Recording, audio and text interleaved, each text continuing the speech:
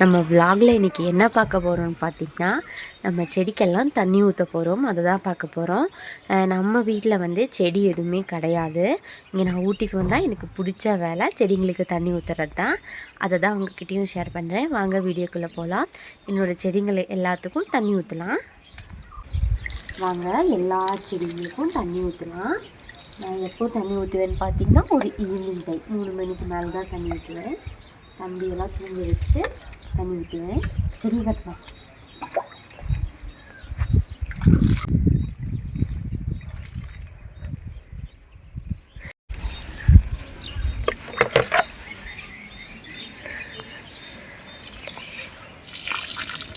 செடியெல்லாம் வெயில்னால வாடி போச்சு. நான் காலையில் அப்படி இல்லைன்னா சாயந்தரம் ஊற்றுவேன். செடி வந்து நல்லா பூத்துருச்சு. இங்கே பாருங்கள், இதெல்லாம் வந்து நம்ம கட் பண்ணி விடணும் சிசர் வச்சு. செடி ஃபுல்லாக பூத்து முடிச்சிருச்சு. இதெல்லாம் நம்ம கட் பண்ணி விட்டுடலாம்.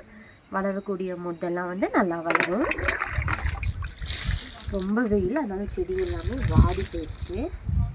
பாருங்கள், சூப்பராக பூத்துருக்கும். சூப்பர் கலர், நல்லா பூக்கும். இதுக்கும் நம்ம செடிக்கு தண்ணி ஊற்றிடலாம்.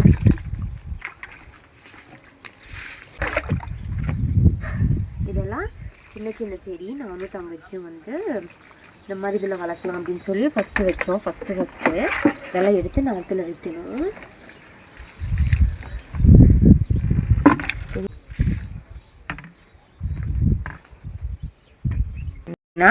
செடியில் இருக்க கொஞ்சம் பூவெல்லாம் பறித்து எடுத்து சாமிக்கு வச்சிடலாம். வாங்க செடியில் இருக்க பூவெல்லாம் பறிக்கலாம்.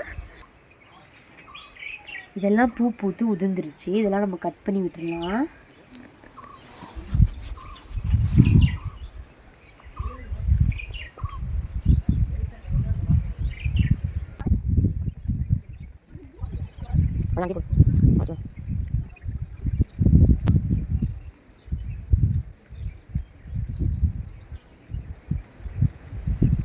இந்த பூக்குள்ளே இருக்கிறது எல்லாமே விதை.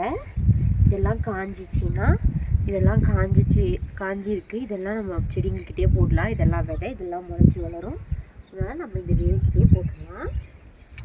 இந்த செடி பாருங்கள் எப்படி காஞ்சி போயிடுச்சு. இருந்தாலும் இதில் வந்து ஒரு பூ வருது, ரெட்டை பூவாக வருது. இதையும் நம்ம கட் பண்ணி விட்டுலாம். கட் பண்ணி விட்டால் தான் நல்லா வளரும். அதான் இந்த 3 ரோஸை மட்டும் பறித்து எடுத்துக்கலாம். அடையடே, இதுவும் சேர்ந்து வந்துடுச்சு. ஐயோ, சரி பரவாயில்ல.